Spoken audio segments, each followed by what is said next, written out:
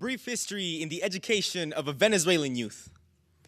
First grade. My tongue has never been able to speak elegantly except in math class, where my hands became an extension of my language. I could reach places to comprehend the numbers that would structure most of our daily lives. 1 through 10. Miss Jorgensen always understood, and she was sweet, like honey. And that's exactly what she called me.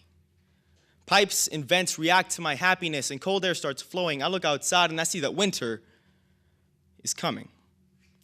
Second grade. My tongue has always been prone to getting me in places where I just don't want to be.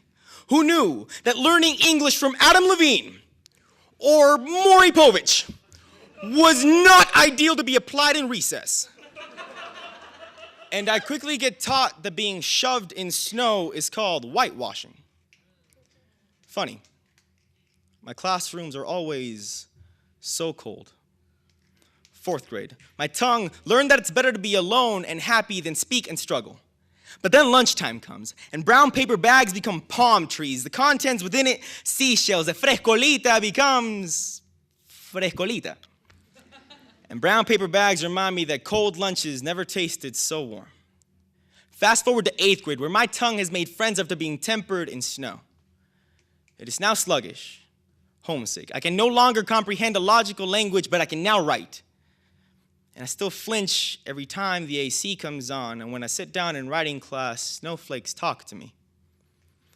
10th grade, I fall in love with an avalanche. My tongue has stopped moving. My pen ink is white, but my parents cannot read it more clearly. They ask me, when did I stop writing in red, yellow, and blue? 12th grade. I learned now is never here, and we never are, but we are always becoming. Yet I'm welcomed by the blizzard and school lovers and friends, but my parents remind me that home comes in the shape of brown paper bags. So I'm still the palm trees. I'm still the coral beaches. I'm still the goddamn frescolita, and I will not be translated so easy because I am still venezolano. Y porque con un corazón latino, I learned home never fades.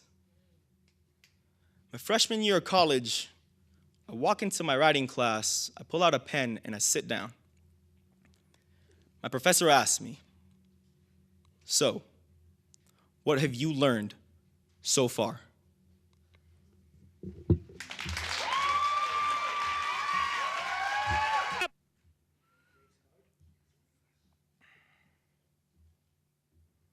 I was born the summer of 1996, and I will die the spring of 2050, 2 weeks shy of my eldest son's birthday, and he doesn't know it yet. But the thing about time is that which has happened is happening and will happen again. Spring 2005, where I learned that in love is the only thing I want to be when I grow up. In fall 2007, where my mom brought God to the dinner table and I was told never to welcome strangers. Winter 2009, where my mom hands me a phone, tells me it's for emergencies only and to never miss one of her calls. Summer 2012, my first date, where I drove us straight into disappointing end credits. We saw names be tossed away like toss-aside prayers, and we thought we connected more with the bottom of popcorn buckets. And my phone starts ringing. Spring 2013, today I'm in science class, and I learned that I'm really bad at science, especially biology.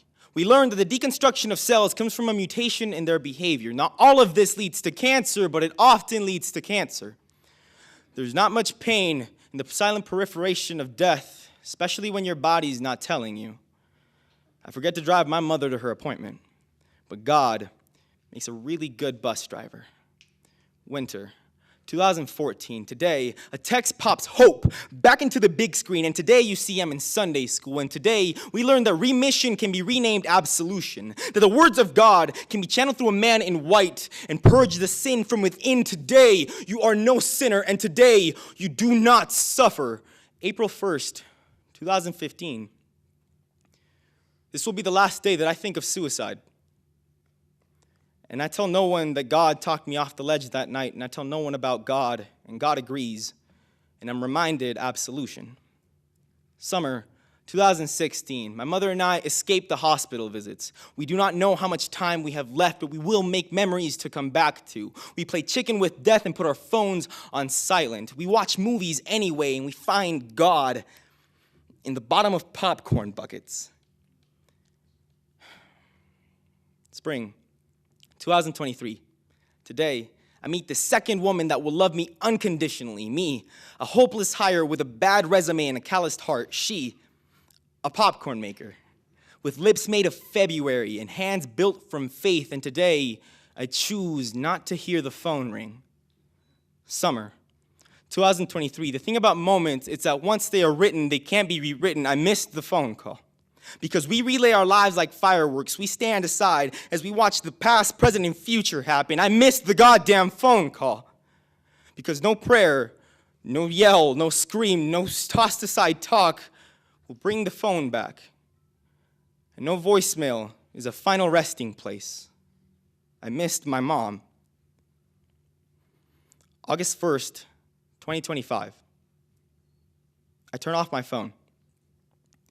I marry a popcorn maker. And as we held each other's hands in front of a wide audience, I do slips out of my mouth only to be put in the palm of her hands. She comes close, whispers in my ear, "You did not miss a thing."